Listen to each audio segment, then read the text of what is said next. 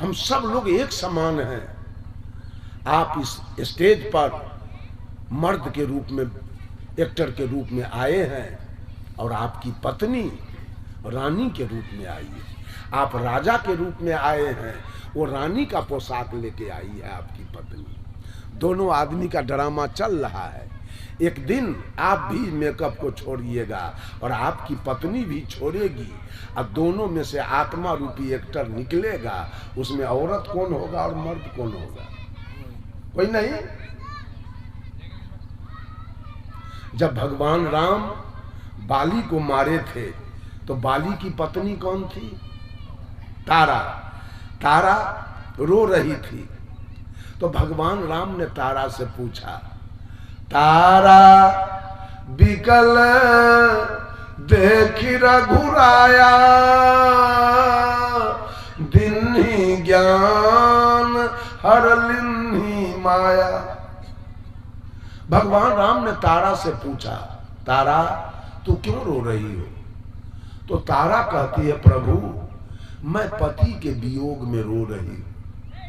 तो भगवान राम ने कहा तारा से, छित जल पावक गगन समीरा,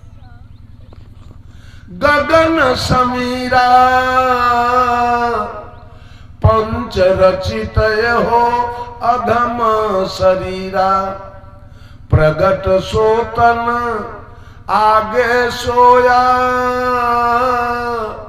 जीवनीत तुम काहे के रोया। तारा, जिस पंच भौतिक शरीर से तुम्हारा विवाह हुआ, जो 5 तत्व से बना हुआ शरीर तुम्हारा दूल्हा था, जिस शरीर से तुमने सुख लिया, वो शरीर, वो दूल्हा आज भी तेरे गोद में पड़ा हुआ है। फिर तुम रोती हो क्यों?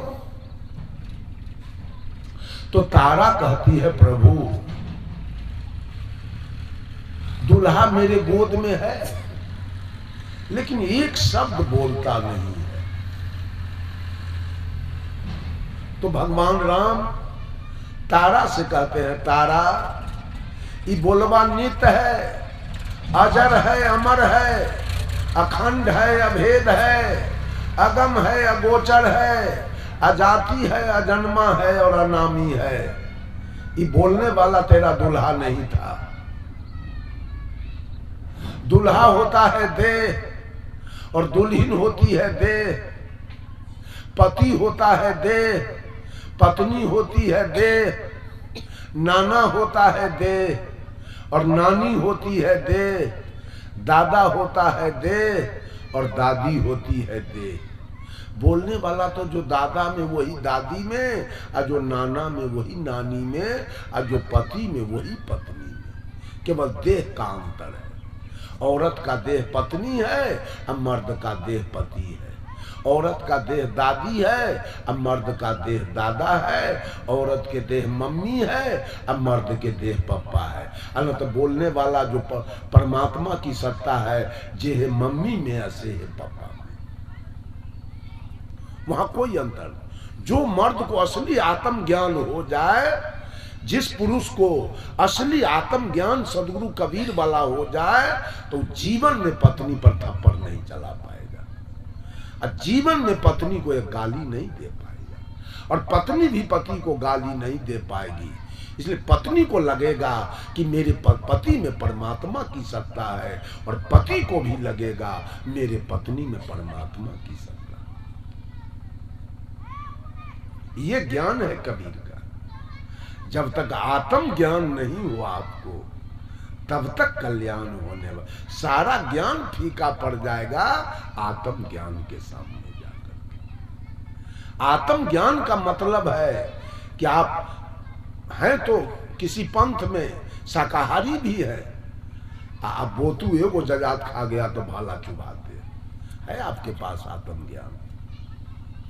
ढाकर भैंसा कुछ खा गया तो लाठी से मार देते हैं उसको। बेटी कोई गलती किया तो उसको मारते हैं। पत्नी कोई गलती किया उस पर लाठी चलाते हैं। आत्मज्ञान है आपके पास। जिसको आत्मज्ञान हो जाए। गोस्वामी तुलसीदास जी ने भी लिखा, आत्म अनुभव सुख सुप्रकाशा, तब भव मूल भेद भ्रम नासा। एक रोज मेरा कार्यक्रम था मोतिहारी, पूर्वी चंपारण। उस जगह का नाम है कोटवा। एक स्टेशन है जीवधारा, मोतिहारी से इधर एक के स्टेशन इधर। जीवधारा से उतर के हम गए, उस जगह से टेम्पू से गए, जीवधारा उतरे और टेम्पू से गए कोटवा। कोटवा बाजार में जब गए तो वो कसैया को देखते हैं, मुर्गी काट रहा है। एक ठो मुर्गी उसके बक्सा पर खड़ा। अब मुर्गी जो जिसको काट रहा था, उसको देख करके मुर्गी को लग रहा था कि अब इसका प्राण छूट जाएगा। इतना कांप रहा था वो मुर्गा डर से, ऐसे जो दम मार रहा था हमको देख के। इतना दया आया, करें क्या? अब मुर्गे कितना खरीद के हम कितना को जान बचा सकते हैं? समस्या तो ये। अब मध्य प्रदेश गए कार्यक्रम में, भोपाल। अब भोपाल से 125 किलोमीटर की दूरी पर कलमभा गांव है, वहां गए। 1000 गाय बाछा बाछी घूम रही है, और जिसके खेत में गई तो राख साफ कर दिया। लेकिन कोई किसान को देखे एक सटका मारते। अब बीजेपी की वहां सरकार है, गाय को मारने नहीं देता है। खेती पथारी बिल्कुल चौपट, कोई मारने नहीं करता है। न नीलगाय को मारता है, न गाय को। इतनी सुंदर गाय सब, इतनी सुंदर सुंदर बाछी सब, अगर यहाँ आ जाए तो कितना लोग बांध लेगा उसको। लेकिन वहाँ कोई बांधने वाला नहीं, और सारा फसल को बर्बाद कर रहा है। किसी लोग का खेती नहीं हो रहा है सही से, इतना मवेशी।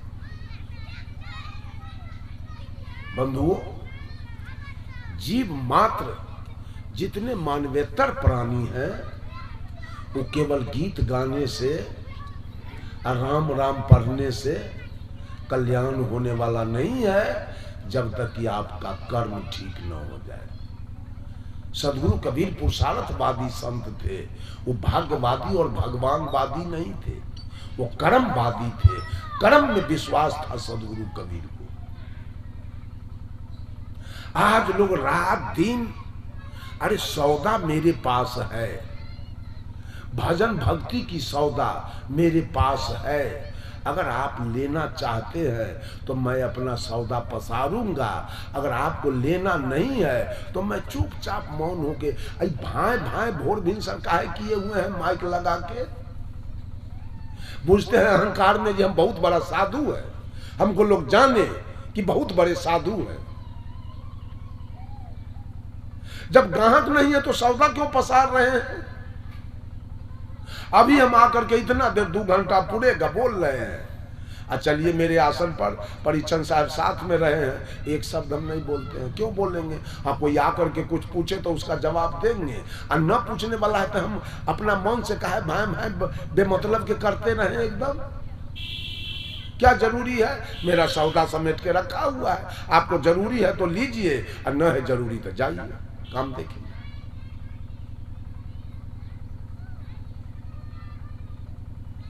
पहला है श्रद्धा भक्ति, माता पिता गुरु और अतिथि में श्रद्धा रखिए।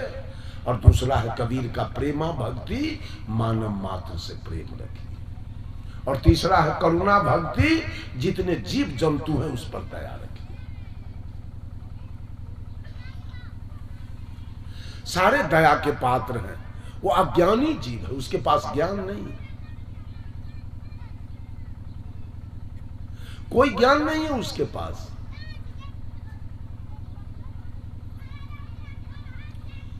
वो दया के पात्र है, उस पर दया रखिए। और चौथा भक्ति कबीर का है स्नेहा भक्ति, जो नन्हे मुन्ने बच्चे हैं उस पर स्नेह रखिए। हम जहां भी जाते हैं सत्संग में तो जरूर 2-4 गो बाल बच्चा के 5 गो 7 गो का रुपया, 2 गो 3 गो 4 गो देते रहते हैं। जाओ बउआ बिस्कुट खरीद के खा लेना, चॉकलेट खरीद के खा लेना, न तो खरीदिए करके जेबी में रखते हैं। जहाँ गए धिया पुता आया, साहेब बंदगी किया तो उसको 2 गो 1 गो करके चॉकलेट। यही कबीर का 4 भक्ति है, स्नेहा भक्ति, करुणा भक्ति, प्रेमा भक्ति और श्रद्धा भक्ति। ये 4 जिसके जीवन में आ गया, जो माता पिता और गुरु की सेवा कर लिया, और जो मानव मात्र से प्रेम तो आप भी करते हैं। मनुष्य मनुष्य का प्रेम होता है कब? इलेक्शन में। डोमो को कहेगा कक्का प्रणाम, अब वोट ले हो गए तब वो प्रणाम कहा गया। वोट लेवे खातिर डोमो के कहेगा कक्का प्रणाम, और डोमिनियो के कहेगा चाची प्रणाम। अब वोट ले लिया, अब क्या बात है, अब जाएगा। ऐसा नहीं, सबसे प्रेम कीजिए, नफरत नहीं, छुआछूत नहीं। मानव मात्र से नफरत नहीं, मानव प्रेम का पात्र है। छुआछूत नहीं, मनुष्य मनुष्य छुआ जाए, इससे बढ़ के अपराध अभी दुनिया में कुछ है। मनुष्य मनुष्य छुआ जाए, उसका भाग छुआ जाए आदमी से, तो ये तो तुलसीदास जी का सारा उदाहरण फेल कर जाएगा कि सिया राम मैं सब जग जानी, आ करहूं प्रणाम जोड़ी जुग पानी। तब तो सब घट में सिया राम नहीं होगा। कुछ जाति में सिया राम है, और कुछ निचला जाति में सिया राम नहीं होगा। जब हर घट में आत्मा की सत्ता है, तो आपका भात कैसे छुआ गया, दाल कैसे छुआ गया? ये तो वेद पुराण का कमाल है कि इतना टुकड़ा टुकड़ा हिंदू समाज को तोड़ करके अब बंटवारा करने वाला कौन है? ब्राह्मण और वेद, पुराण, उपनिषद। कबीर ने तो सबको जोड़ने का काम किया। सद्गुरु कबीर ने मानव मात्र को जोड़ा कि तू सब एक हो। आज देखिए कबीरपंथी में सारे जाति के लोग आकर के एक सथरा पर बैठ के पंगत कर लेते, एक जगह। मधुबनी जिला में गया, गांव का नाम है सुंदर बिहारपुर। एक डोम वहां कबीरपंथी है, सुरेंद्र मल्लिक। सवेर में मैं जब घूमने के लिए जा रहा था, तो सुरेंद्र की पत्नी बेचारे के पास 1 डिसमिल जमीन नहीं है घर बनाने के लिए। एक रोड का चौक है, चौक पर थोड़ा बेसी जमीन रहता है। उसी चौक के एक कोने में बेचारा झोपड़ी बना के रखा है सुरेंद्र, और उसी में रहता है। उसकी पत्नी भोरे भोर खड़ी थी रोड पर। हम जब उधर गए तो हमको कहती, बाबा साहेब बंदगी। हम कहा कि साहेब बंदगी, बाबा हमारा दरवाजा पर तुम बैठबे ना। हम कि उधर से आ रहे हैं, तब अभी जा रहे हैं घूमने, उधर से आ रहे हैं तो बैठेंगे। तोरा पास जो ही बिछौना है वही करके रखना, आके मैं बैठूंगा। उधर से आए, जो ही बिछावन उसके पास था उस पर जाके हम बैठे। तब कहती है, बाबा कुछ जलपान नहीं कीजिएगा हमारे यहाँ? के अवश्य करें। क्या है तुम्हारे पास? ला।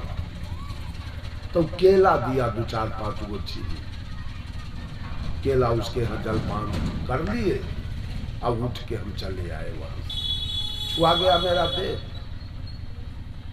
छुआ गए हम। इतना मानव से घिरना ये उच्च जाति के लोग, ब्राह्मण लोग किया है।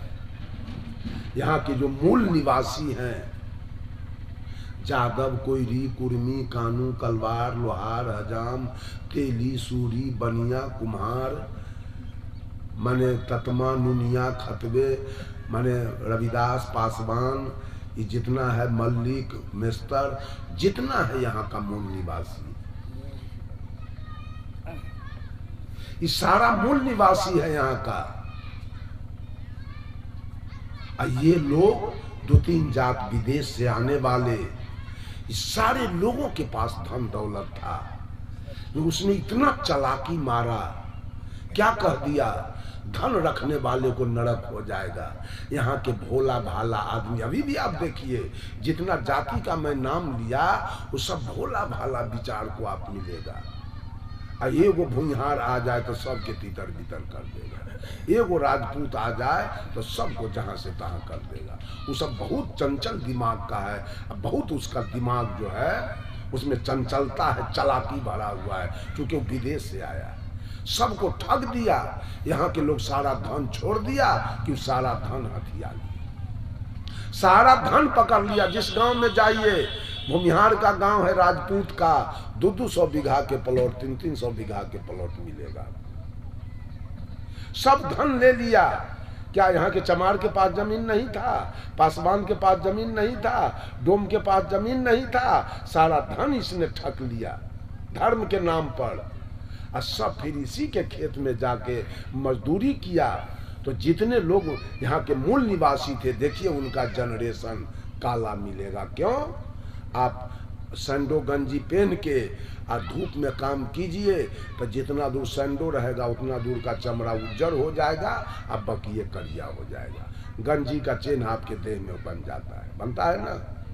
ये सारे जनरेशन हमारा उसके खेत में मजदूरी किया, धूप में रहा, इसका जनरेशन खराब हो गया। और वो सब मलिकई करने वाला घर के अंदर में रहा, देखिए सब गोर चिट्ठा हो गया एकदम। आप एक लड़की को ससुराल जाने दीजिए, एक लड़की आप ही की बेटी हो और उसको ससुराल जाने दीजिए, अब 2 बरस या 1 बरस ससुराल से रह के वो आती है तो उसके रंग में देखिए कि परिवर्तन हुआ है कि नहीं। वो अगर करिया है तो सांवली हो जाएगी और सांवली है तो गोर बन जाएगी।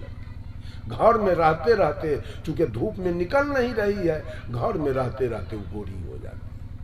इसलिए ठंडा प्रदेश जितना है वहाँ के लोग गोरे होते हैं, और गर्मी प्रदेश जहाँ जहाँ है वहाँ वहाँ के लोग काले होते हैं। राजस्थान में आपको ज़्यादा काला लोग मिलेगा। इधर एक और कोई देश है, हमको भी याद न पड़ रहा है, वहाँ ज़्यादा काला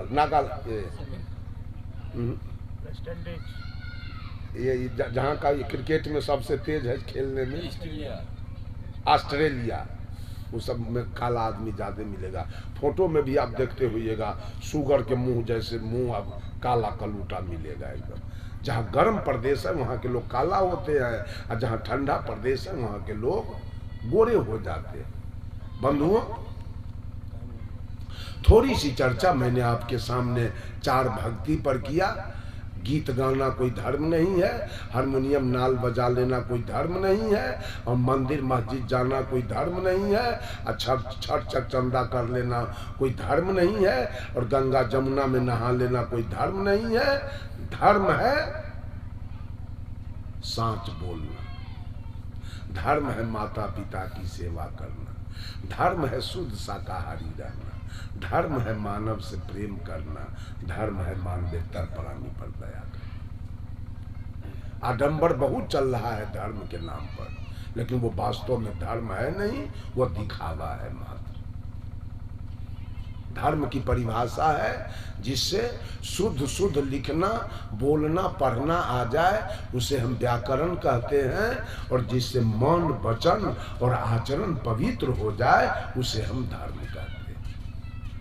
जिस दिन से आप मात्र धर्म करना शुरू करेंगे उसी दिन से आपके जीवन में सुख और शांति दोनों पहुंच जाएगा, बहाल हो जाएगा उसी समय से। केवल एडमिशन चल रहा है, केवल दल सबका अपना अपना प्रदर्शन चल रहा है, तो ये सुधार कहाँ हो रहा है? सुधार कुछ नहीं। केवल कहीं नाम लिखा लेने से, और केवल वस्त्र बदल देने से, और केवल भेष बना लेने से, और केवल हल्ला करने से रात दिन कोई धर्म नहीं हो सकता। धर्म एक विचार है, धर्म एक नेचर है, धर्म एक गुण है, धर्म एक स्वभाव है।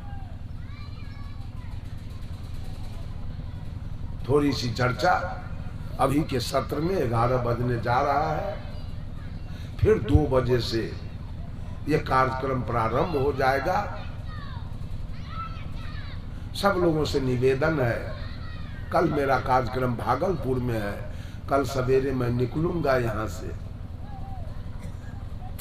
आप लोग अवश्य, और जितने लोग छूट गए हैं दूसरे सत्र में सब लोगों को मौका दिया जाएगा एक एक भजन गाने के लिए, क्योंकि वो समय लंबा रहेगा। 2 बजे से 4:30-5 बजे तक कार्यक्रम चलेगा, तो लोग गा लेंगे। फिर हमको मौका मिलेगा 2 घंटा का मिले या 1.5 घंटा का मिले, मैं आपके सामने सद्गुरु कबीर की विचार को रखूंगा। सब लोग सुनेंगे, अपना कल्याण करेंगे, सुंदर सब समाज का निर्माण करेंगे। बोलिए सद्गुरु देव की।